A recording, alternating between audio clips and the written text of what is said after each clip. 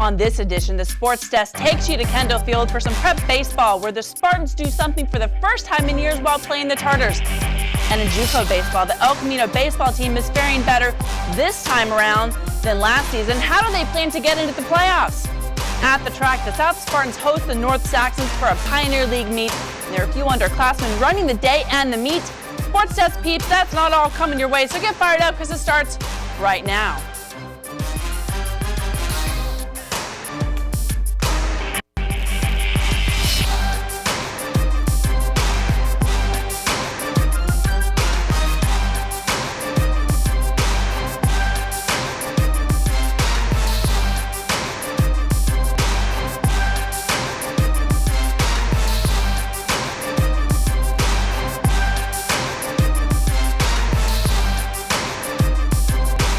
Hello and welcome to the Sports Desk. Major League Baseball is officially here, so you know that prep league season is just around the corner. Let's get started.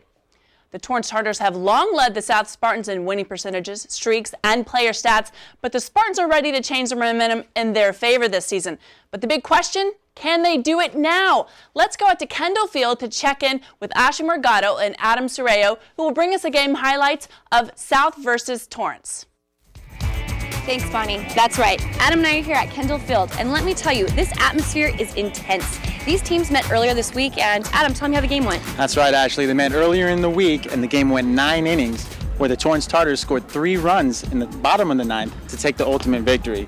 Not only did they come through with great offense, but they finished it out with defense. So let's see how it goes in this one. Exactly. The Spartans are definitely not going to give up, and they're definitely not a team to underestimate. So this definitely will be a good showdown.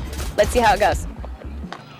The visiting Spartans came out strong in their very first inning. No time to waste. Dylan Tobin goes to steal second, but the throw was no good. This error caused Nick Cohen to come home, and the Spartans were the first to put up a run. With 2 outs, Joel Dape swings for strike 3, but it gets away from the Tartars. He will be safe at first, and another run will score.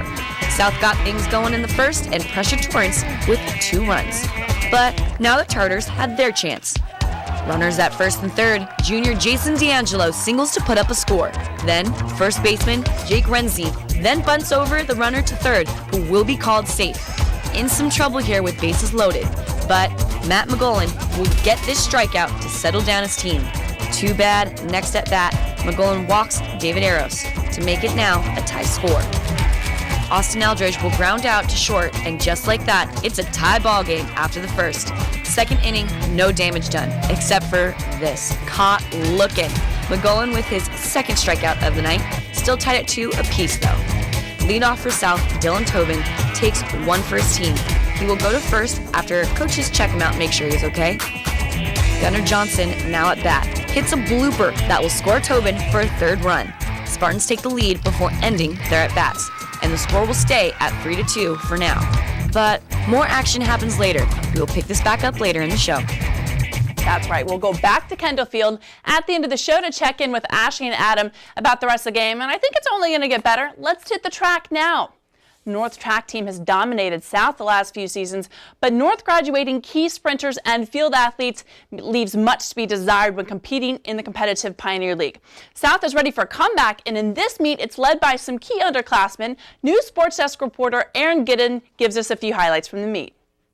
Hi, Sports Desk fans. I'm Aaron Giddens, and I'm here at South High School, where they are hosting a track meet against North. It looks like each team will be going head-to-head, so let's check out the action. What started off as an evenly matched meet between the two schools became a South takeover after a few events.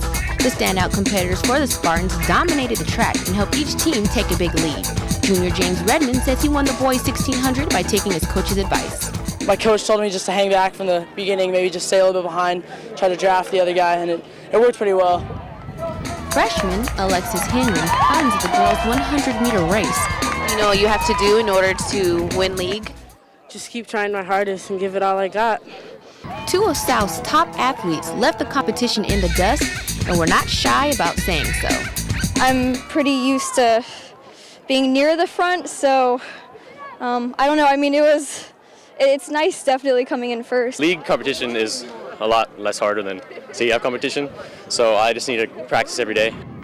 Israel Cardona is a standout competitor for the North Saxons and won the 800-meter race. Just wanted to just go as fast as I can, just get first for points for my team. Neither team showed North mercy, with the South girls beating the Saxons 109-23 and the South boys winning 92-43. At South High School, I'm Erin Giddens for the Sports Desk. Thanks and welcome aboard, Erin. And a quick look at the score that counted towards the league play, and South girls and boys topped North, and the North boys gaining more team points in this particular meet. That's all the track we've got for you right now. But coming up after the break, it's tennis time, and the North Saxons host a Bay League team. They learn a thing or two that's going to help them in Pioneer League play, so stay right here. It's from a place of love that I became an activist. It is just a fabulous area, full of life. It's one of the few areas of temperate whole-growth forest left on the planet. In the early 90s, it looked like all of the intact forest would be clear-cut logged, and it was very devastating to think of that possibility. So it was quite a pivotal time right then to take action when we did. 1/3 of the massive Great Bear Rainforest will now be protected from all logging. We're talking about an area the size of Switzerland. Having the Great Bear Rainforest protected now really means a lot to our community. I would say we're part of the environment just like the animals are. The greatest thing that I enjoy is seeing a total stranger respect this area. We're hoping that years down the line, this place will still be looking the same as it does right now.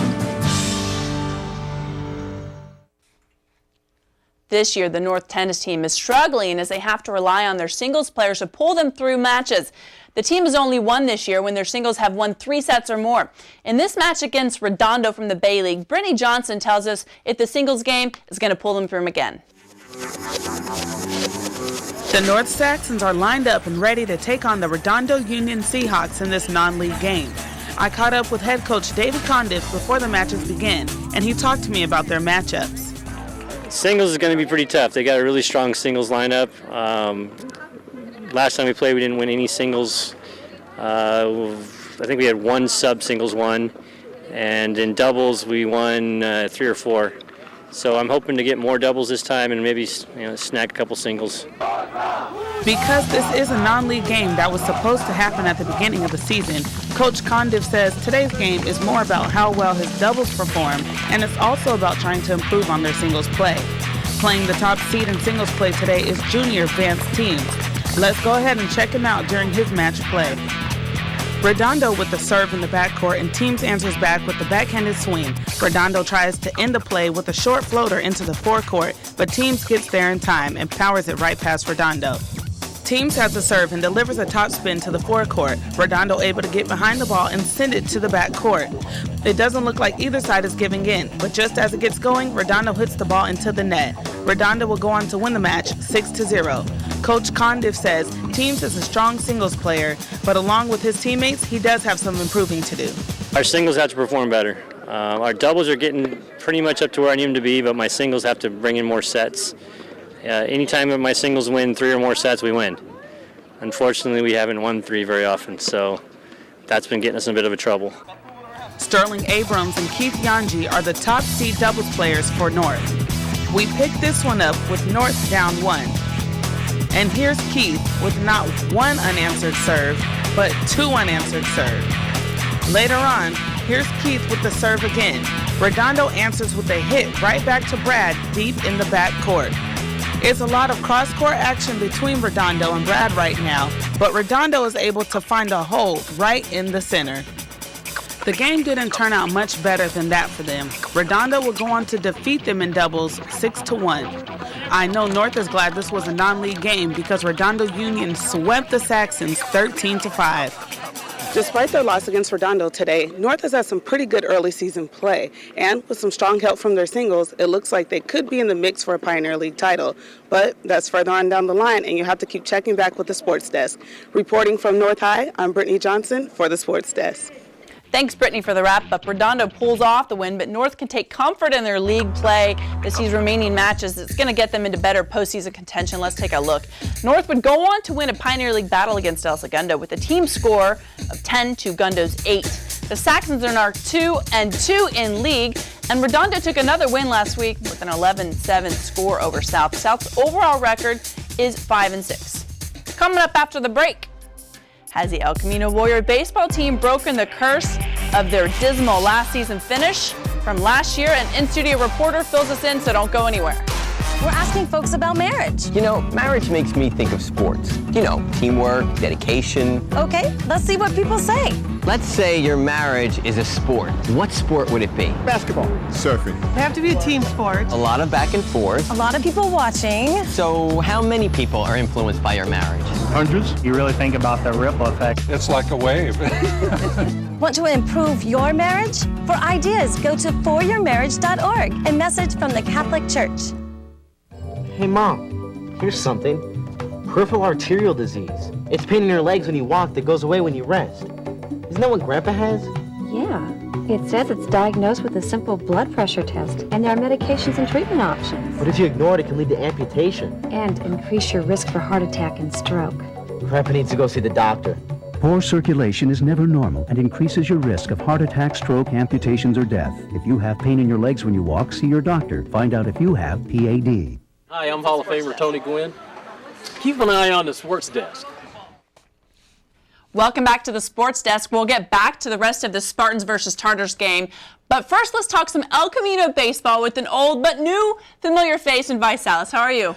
I'm doing well. It's good to be back. Welcome. You have been taking a look at the El Camino baseball team so far this season. What do you think? You know, it's been an up and down year for the Warriors, but head coach Nate Fernley would have you believe they're just where they want to be heading down the home stretch. You mean they're back against the wall, right? Absolutely. Pressure seems to be where they are most comfortable. Last year, they didn't do so well. This year, though, a different story. They have a lot of sophomores who's going to lead the way for them heading down this last couple of games. And they have strong pitching. They have 3 starters that are most likely going to make all-conference. Yeah, top 5 in conference. Rafi Ramirez, Drew Freeman, and Alex Mitsuloff. All 3 of them under 2 on the ERA. They are the ones who are going to make the difference for them with 9 conference games left. Quite impressive. You were at their Barstow game, so why don't you go ahead and take us through what you think you saw and what you expect for them to do the rest of the season, Vi? Yeah, El Camino's 2010 Final Four appearance must seem like a lifetime ago, especially after a dismal 2011 season witnessed El Camino finish 16-19. But the Warriors must be feeling a bit nostalgic as the 2012 season comes to a close, winning 4 straight conference games, heading into its non-league matchup with Barstow. There were high hopes for the El Camino baseball team coming into the 2012 campaign. With returnees at almost every position, a precious commodity in junior college sports, the Warriors jumped out to a 12-2 record to start the year. We had been scoring so many runs, and then we did. Right when conference started, we had a 2-week lull. And really, we didn't necessarily come out of it. To get out of a mid-season slump, a drought that witnessed the Warriors lose 5 of 7 games in conference, Elko turned to an unlikely source. Harbor, playing against that series, we were just really pumped up, because we're rivals and everything, and being able to sweep them and really is going to keep us rolling for the rest of the season, hopefully. That series kind of turned that around. And when you do that and you win some games in a row and you find a way to win, it kind of translates into relaxing a little bit. Thanks to the momentum picked up with the Harbor sweep, the sophomores are leading a newfound swagger, omnipresent in Elko's 11-2 thumping of non-conference opponent Barstow on April 3rd. Everyone's working hard, and if you're kind of the guy that's slacking, you always have guys out there to push you up, We have a great group of guys, the sophomores, they're always on us at practice, to work hard, because it'll go a long way. There's some teams that when they hit that adversity, which we hit a couple weeks ago, may crumble a little bit. And you get through and fight through some of those bad times and learn some things. And we're playing well now, and I think it's an attribute to those sophomores for sure. As precious as the returnees have been both on the field and off it, the jewel for the Warriors has been its pitching staff, touting a paltry 1.8 ERA, almost a run better than any other South Coast Conference team. Yeah, it's a luxury. No, we really have had really good starting pitching. Our 3 guys go out there and give us a quality start every time. I think, pitching is the number one thing on the team. Without pitching, hitting won't win games. Is pitching. You have good pitchers that could take you a long way, and that's what it's been doing with the. A 3-game series where you have to face our 3 starters. I think that's favors us. So hopefully we can continue this momentum, play like we have been pretty much all year except for those couple weeks, and continue going. El Camino put the full package together in their game against Barstow, putting up 11 while allowing just 2. Third baseman Cole Trezick went 5 for 5 with 2 doubles and 2 RBI. Ralphie Ramirez upped his record to 5-1 with 7 strikeouts in 6 innings of work. A couple of days later, the Warriors put another hurting on Barstow, 9-2. Alex Mitzloff went 6 innings, giving up just 1 run on 5 hits. El Cole totaled 13 hits in the victory, as their record goes to 20-7. And Bonnie, it doesn't get easier as the season comes to a close. Only 2 games separate 2nd and 5th place, with only the top 2 teams automatically qualifying for the regional playoffs. Vi, anything can happen, especially with 2nd place Compton College coming to El Camino. Do you think they can get it done when they make it to the playoffs? You know, when it comes to baseball, pitching decides your fate. And with that being said, fate is definitely on the Warriors' side. Well, El Camino fans and the team, of course, hope for it. Thanks so much for coming in today. My pleasure. That's all the El Camino baseball we have for you this week. After this break, we've got the Prep baseball game that's sure to make, and please, Prep fans everywhere, don't go anywhere. I believe that home is where your pet is. And that loving an animal means never giving up on them, never letting them go. I believe that when you spay or neuter your pets, you help decrease the number of homeless animals. Because every dog and cat deserves a place to call home. I believe that I found my best friend at a shelter. And you can too. We believe that together with Best Friends Animal Society, we can bring about a time when there are no more homeless pets. Visit ambassadors.bestfriends.org.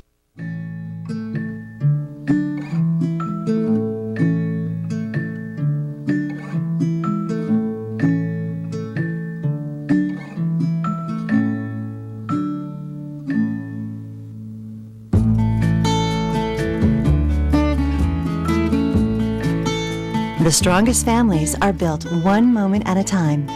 For more ways to make every day count, visit facebook.com/makeeverydaycount. Welcome back. Let's go back out to Kendall Field for more action from the South versus Torrance baseball game. Ashley and Adam? Thanks, Bonnie. Picking it up here from Kendall Field, where the Spartans have a 3-2 lead over the Tartars. Both teams got out to hot starts, but the Spartans scored 2 runs in their top of the first inning. The Tartars weren't to be outdone, though. They came back with 2 runs of their own. Offense hasn't been the only thing keeping this one alive, though. Isn't that right, Ashley? That's right. Pitching has been a huge part of this game. Started a little shaky in that first inning. The pitchers were trying to find their zones, getting used to it, but once they got settled into that second inning, it was quick ups and quick outs. Still a lot to be played in this one, though, so let's see how it goes. Kyle Yulande was the catalyst for the Tartars as he began to bring his team from behind with a single to center field. David Eros was next up at the plate with a good sacrifice bunt that advanced Yulande over to second base. Stephen Pollock kept the team effort going by driving the ball to the left side to get Yulande over to third base and into prime scoring position. A botched pickoff attempt wound up scoring Yulande from third base, and the score of the game was tied at 3 apiece. The Spartans threatened to take the game in the top of the 9th inning, but an excellent defensive play from the Tartars left 2 runners stranded on base for South. The Tartars failed to capitalize on the momentum in the bottom of the 8th as they left 2 runners of their own on base, thanks in large part to the great relief pitching of South High's Koichi Yamato. The full moon in the sky proved to be an ominous sight for the Tartars. South High would rip the game open in the 10th inning. A single to left field from Aki Yamamoto led to the game-changing at-bat by Joe Aldape. Aldape here rips one to right center field, bringing Yamamoto around the bases and to home plate, giving the South High fans and the rest of his team every reason that they needed to celebrate as the go-ahead run finally came across the plate in extra innings. The scoring wouldn't stop there for the Spartans. A long single from Joey Rotuna would bring Aldape around third base and to home plate to give the Spartans a late 2-run lead. Parker Hokoff wasn't ready for his team to be done yet, as he stepped to the plate and continued the abuse to right center field by driving one into the gap to score the 6th and final run of the night for the South High Spartans. Afterwards, we were able to catch up with the man who knocked in the winning run for the Spartans, part-time hero and part-time third baseman Joe Aldape. You know, for 5 years, for 3 years I've been here, you know, it's always, you can't beat Torrance. And to get a win for Coach Grady and and Sainer, they've been working so hard just to get this win, and our team is just so happy to give it to them. What an exciting game. I can't even put into words. Extra innings yet again. Adam, what do you think about that? It was tied up between these two teams the last time they played. Torrance came out on top by scoring 3 runs in extra innings. Same thing this game, except in the end it was the Spartans taking their first win in almost 6 years over the Torrance Tartars. You just can't even put that one into words, can you? No, amazing. What an exciting moment here at Kendall Field. For the Sports Desk, I'm Ashley Morgado. Adam Sorreo, back to you, Bonnie. Thanks, Adam and Ashley, for the breakdown. The Spartans pull out the exciting win after 11 innings and, of course, beat the Tartars for the first time in 6 years. Winning pitcher sophomore Matt McGollin threw for 6 innings, allowing only 3 runs and 4 hits while striking out 4. South standouts for the game were Joe Aldape and Joey Ratuna. And Kyle Mitchell was in a real duel with McGollin until 7th inning. And Torrance would also win a tournament game against El Camino last week, El Camino Real rather, 7-1. North and West baseball teams got a little shaken up in tournaments last week, both teams losing close ones. Don't forget that North is 2-0 on the Pioneer League with 2 wins over Lawndale. West hasn't begun their league, but they look to improve on its 6-10 overall record while playing in the Bay League. So right now, we're just going to note the softball teams out of the Pioneer League with their overall records. The Tartars pulled in a 6-1 record in tournament play last week, and North's 5-2 tournament record brings them in at 13-5 overall. South is still impressive at 11-5, and the senior-heavy Spartans squad is looking forward to league. And these overall records indicate that you can't sleep on either Gundo or Lawndale this season either. The Lady Knights brought their overall record to 5 wins, 11 losses with an exciting 7-2 tournament win over Ramona Convent. And West pulled out a great W with a 10-8 win against Bay League foe Redondo Union. That was their first Bay League win, and they're looking for more as their overall record moves to 5-7. On to the biggest news in boys volleyball, and perhaps the South Bay, but definitely the city. South beat top-ranked Burroughs. Burroughs is out of Burbank for a non-league game. If you'll remember, South was ranked number 2 in Division 3. Burroughs was number 1. They won in 3-1 in a match where Andy Gage was an ultimate player, 16 kills, 4 blocks, and 3 aces. Garrett Nita and Vinny Rios and company were stellar too. Their overall record stands at 18-4. Perhaps after spring break, the Spartan boys volleyball team will take the number 1 spot. Congrats to the Spartans on this win, and an exciting team to watch, and we'll be bringing you more action from their court in the future. But for now, it is time for you to tell us something that we don't already know here at the Sports Desk. Take a look at the information on your screen. Give us a call at 310-618-5762. You can email us at thesportsdesk@torranceca.gov. You can view all of our shows from years past on YouTube and on our website. That is all the time we have for you today. Thanks so much to Vi Salas and the rest of the reporters for reporting this week. So until next time, Torrance, play hard.